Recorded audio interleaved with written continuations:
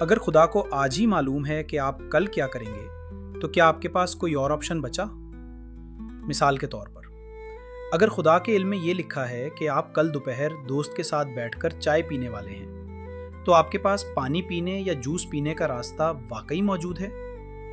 اگر آپ نے کچھ اور کیا تو گویا خدا کا علم غلط نکل آیا، اور یہ تو ممکن ہی نہیں۔ اسی کو فلسفی ڈیلیما کہتے ہیں۔ اگر خدا کا علم ہمیشہ پرفیکٹ ہے تو لگتا ہے کہ ہماری آزادی بس ایک ایلیوژن ہے، جیسے ہم چیس بورڈ پر چلنے والے مہروں کی طرح ہیں جن کے ہر موو کو پہلے ہی کوئی دیکھ چکا ہے۔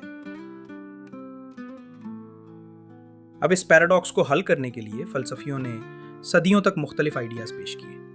سب سے مشہور حل بوتھیس اور اکوائنس نے دیا۔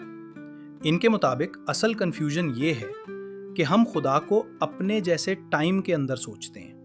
ہم سمجھتے ہیں کہ خدا کل کے بارے میں آج جانتا ہے۔